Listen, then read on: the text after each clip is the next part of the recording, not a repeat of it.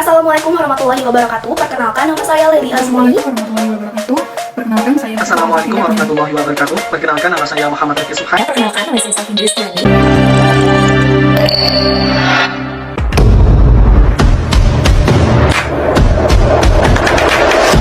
Assalamualaikum warahmatullahi wabarakatuh. Perkenalkan nama saya Muhammad Rifki Subhan, NIM akhir 079. Baik, di sini saya akan menjelaskan tentang pengawasan dan evaluasi kinerja paralegal. Nah, berangkat dari pengertian paralegal adalah orang-orang yang dilatih secara khusus untuk memiliki kemampuan dan pengetahuan dasar dalam memberikan beberapa tindakan hukum. Nah, namun perlu kita garis bawahi juga bahwasanya paralegal ini masih di bawah pendampingan seorang pengacara atau advokat. Nah, tugas dan fungsi dari paralegal dapat kita ambil dua poin penting. Yang pertama adalah menjadi jembatan yang menghubungkan antara advokat dan juga masyarakat miskin. Kemudian yang kedua, memberikan bantuan hukum baik dalam jalur pengadilan maupun di luar pengadilan. Nah, bantuan hukum yang biasanya diberikan oleh paralegal kepada masyarakat yaitu berkaitan dengan masalah perdata, masalah pidana, dan juga masalah tata usaha negara atau TUN. Nah, kemudian dalam hal dasar hukum memang belum ada peraturan perundang-undangan yang mengatur secara khusus terkait paralegal ini. Nah, namun secara eksplisit dapat kita ketahui dalam Undang-Undang Nomor 23 Tahun 2004 dan juga Undang-Undang Nomor 11 Tahun 2012 serta tahun 2016. Nah, terakhir itu terdapat pengaturannya dalam Peraturan Menteri Hukum dan HAM Nomor 3 Tahun 2021.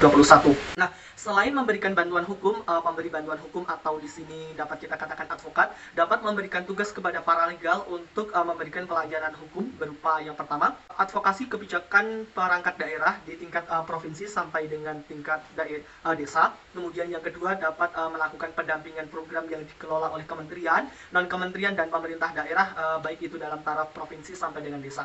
Kemudian yang terakhir dapat melakukan kerjasama dengan badan penyuluh hukum untuk membentuk dan membina kelompok keluarga sadar hukum. Nah, kemudian kita masuk dalam pembahasan terakhir yaitu terkait pengawasan dan evaluasi paralegal. Dalam hal ini kita dapat merujuk dalam pasal 12 Peraturan Menteri Hukum dan HAM Nomor 3 Tahun 2021 bahwasanya diatur tentang seorang advokat atau pemberi bantuan hukum dapat melakukan pengawasan dan juga evaluasi kepada paralegal dalam halnya pemberian paralegal dalam proses pelaksanaan pemberian bantuan hukum. Nah, seorang advokat dapat memberikan pengawasan dan evaluasi kepada paralegal tersebut dalam bentuk laporan yang mana nantinya wajib diberikan kepada Badan Pembina Hukum Nasional atau BPN atau BPHN, maaf. Nah, BPHN ini laporan ini diberikan kepada BPHN dalam waktu yang telah ditentukan atau dapat dilakukan sewaktu-waktu apabila urgent atau apabila diperlukan. Nah, mungkin cukup sekian yang dapat saya sampaikan. Banyak kekurangannya saya mohon maaf. Wallahul muwaffiq ila aqwamit thoriq. Wassalamualaikum warahmatullahi wabarakatuh.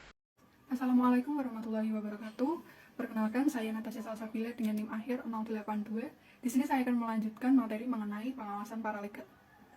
Nah, paralegal dalam pekerjaannya harus memberikan pertanggungjawaban atas bantuan hukum yang dia berikan kepada advokat dan masyarakat.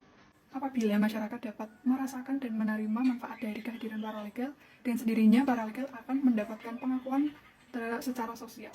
Begitupun sebaliknya, apabila masyarakat tidak dapat menerima atau merasakan manfaat dari kehadiran paralegal, maka paralegal harus memperbaiki diri.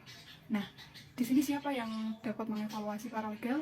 Yang bisa mengevaluasi paralegal yakni advokat atau OBH, masyarakat, pejuang keadilan, dan pihak ketiga lainnya. Apa sih tujuan dari evaluasi paralegal itu sendiri? Nah, tujuan dari evaluasi sendiri itu ada banyak. Salah satunya yaitu memantau kinerja paralegal, apakah responsif dan sesuai dengan kebutuhan masyarakat. Lalu tujuan yang kedua yaitu memantau paralegal, sehingga dapat mengantisipasi dampak negatifnya terhadap paralegal itu sendiri. Assalamualaikum warahmatullahi wabarakatuh. Perkenalkan, nama saya Leli Azumi. Saya dari kelompok 4 mata kuliah Teknik Konsultasi dan Bantuan Hukum. Di sini saya akan menjelaskan bagian dari pengawasan mediator.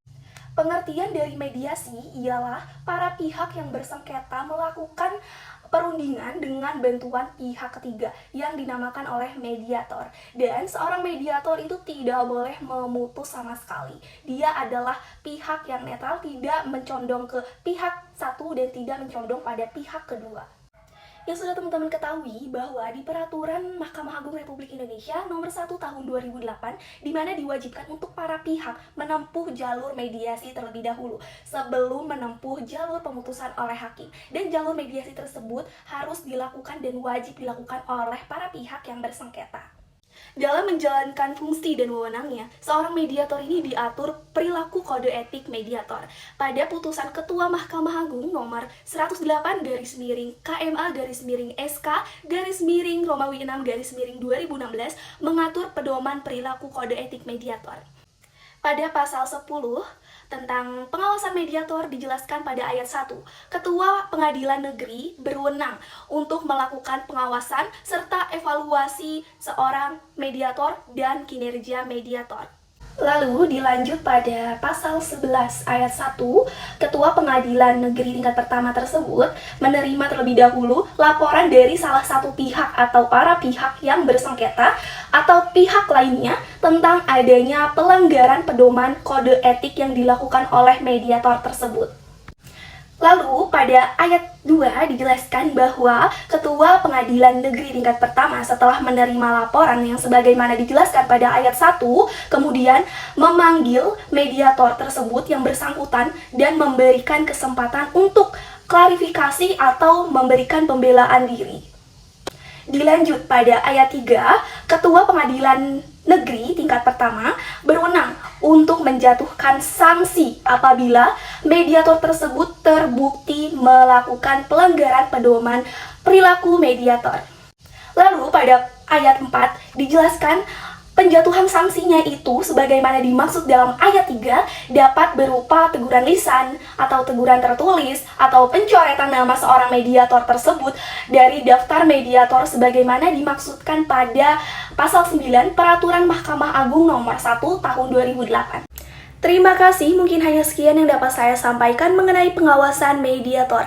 Kurang lebihnya saya mohon maaf. Wassalamualaikum warahmatullahi wabarakatuh.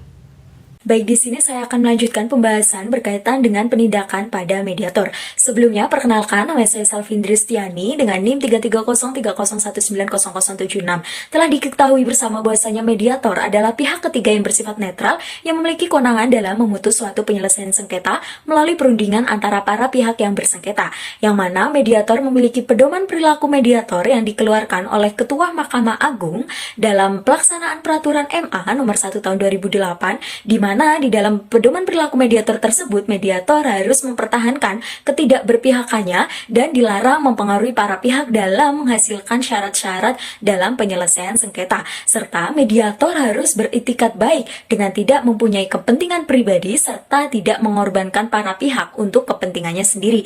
Mediator juga wajib menjaga kerahasiaan berkaitan dengan informasi yang terungkap dalam mediasi, baik berupa perkataan maupun berupa catatan. Selain itu, mediator juga dilarang menerima hadiah atau pemberian dalam bentuk apapun dari salah satu pihak. Dan mediator juga harus melaksanakan jadwal mediasi sesuai dengan kesepakatan para pihak.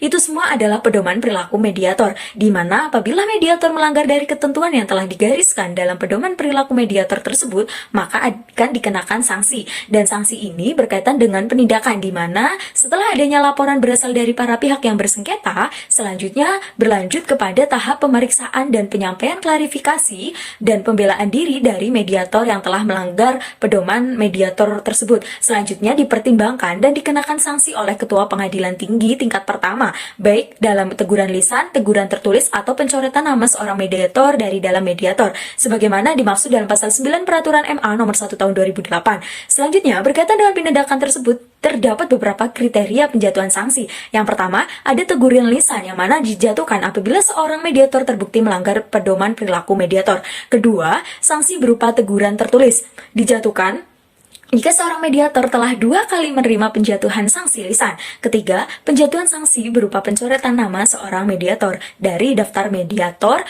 jika mediator telah 2 kali menerima penjatuhan sanksi tertulis. Selanjutnya, penjatuhan sanksi kepada seorang mediator terbukti melanggar pedoman perilaku mediator itu dicatat dalam register mediator pada pengadilan tingkat pertama di tempat mediator tersebut terdaftar. Yang mana penindakan ini apabila seorang mediator yang telah dicoret namanya dari daftar mediator tidak lagi memenuhi kualifikasi untuk menjadi mediator yang terintegrasi di pengadilan di seluruh Indonesia. Selanjutnya, berkaitan dengan penindakan di ranah advokat, itu biasanya di dalam organisasi advokat ditugaskan kepada satu badan atau dewan kehormatan profesi untuk melaksanakannya. Badan itu selain menjaga agar aturan kode etik itu dipatuhi oleh seluruh anggota, juga mempunyai kewenangan untuk melakukan penertiban atau tindakan yang bersifat administratif terhadap anggotanya yang nyata-nyata melanggar kode etik profesi. Tindakan administratif yang diambil oleh dewan kehormatan dapat berupa hukuman yang paling ringan, misalnya berupa teguran atau peringatan, tetapi mungkin saja mengingat dan menimbang seriusnya pelanggaran kode etik yang dilakukan oleh anggotanya, maka Dewan Kehormatan dapat saja memberi hukuman berat berupa pemecatan dari keanggotaan organisasi advokat. Dalam Undang-Undang Nomor 14 Tahun 1985 tentang Mahkamah Agung pasal 36 disebutkan bahwa Mahkamah Agung dan pemerintah melakukan pengawasan atas penasehat hukum dan notaris. Dan pasal 54 ayat 1 Undang-Undang Nomor 2 Tahun 1986 tentang Peradilan Umum juga disebutkan bahwasanya Ketua Pengadilan Negeri mengadakan pengawasan atas pekerjaan penasihat hukum dan notaris di daerah hukumnya dan melaporkan hasil pengawasannya kepada Ketua Mahkamah Agung dan Menteri Kehakiman. Dengan demikian, maka berdasarkan ketentuan tersebut telah kita ketahui bahwa bahwasanya badan negara atau pejabat yang diberikan wewenang untuk melakukan pengawasan dan penindakan bila terjadi pelanggaran kode etik profesi pada advokat itu meliputi Mahkamah Agung, Menteri Kehakiman sebagai pengawas tertinggi, sedangkan Ketua Pengadilan Tinggi dan Ketua Pengadilan Negeri adalah pengawas tingkat daerahnya masing-masing.